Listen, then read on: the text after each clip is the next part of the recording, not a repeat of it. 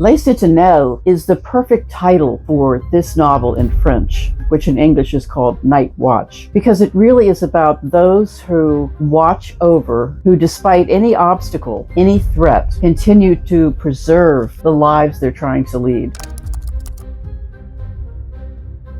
Just as this title page shows, the book is a long journey. People are separated from one another. They try so hard to find those they've lost in this chaotic landscape post-Civil War. My main character, who is actually called by many names during the novel, he's lost to his family for a long time. And this book takes place in the top ridges of the Allegheny Mountains in West Virginia. It was an unspoiled place where people lived in tune with nature. They made their own medicine, they made their own food, they hunted for food, they made clothing from animal skins. How they lived was pretty miraculous for me.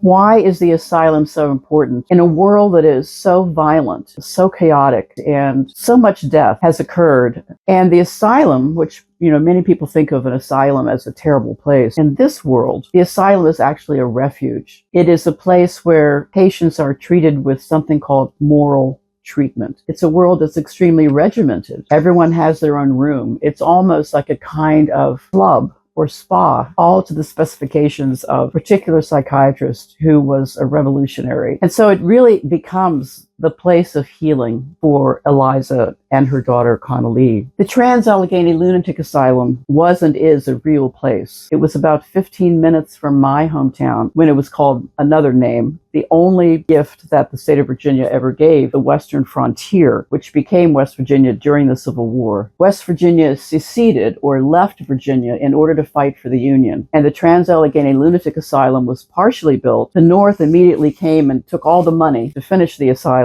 and it became Camp Asylum for the Union Army during the war. Afterward, it was finished, and today it's a nonprofit. It's been restored to the original colors. It looks like it looked about 1800. And of course, I've been there many times, but to walk alone there, look out of the windows that people looked out of 200 years ago was just very important to me. And there I found the room that I decided my characters would have lived in. Les Sentinelles has many images from the time and historical documents that really bring the story to life. You are convinced that this is a real place. The characters, of course, are invented, but I think they become so real to the reader that we get a sense of what it was like to live through this war.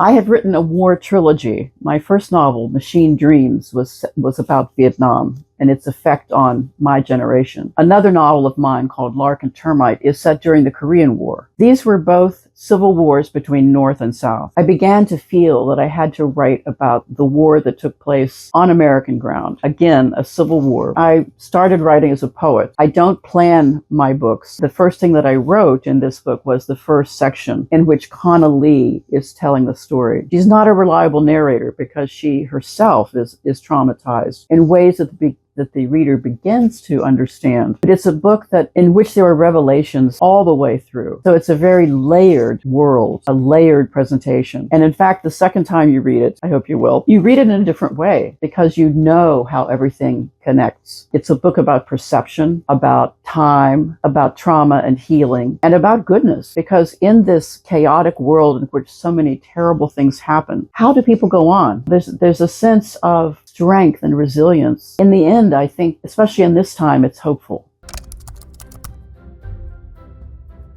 The challenge of writing this book is writing about a time in which, of course, I was not alive. None of us were here. I needed to almost invent the way that they spoke to one another in a way that was convincing. It took me 8 years to write this book because there was so much research involved. Research on the war, knowing all the battles so that I could choose to emphasize the Battle of the Wilderness. Books about the mountains and how people lived. Books about the originator, the psychiatrist who invented moral treatment. Books about the asylum itself, what it had been through history. And I became just really immersed in this book, especially during the pandemic. Les Sentinelles became my refuge. I think in chaotic times, we look to literature. History gives us the facts as the victor might write them, but literature tells us the story. inside the fact. I want the reader to really feel what it was like to be alive at this time, to feel their similarities with these people. I hope that readers feel themselves inside the words, because fiction really is a kind of time travel. And I believe that literature is the conscience of a people.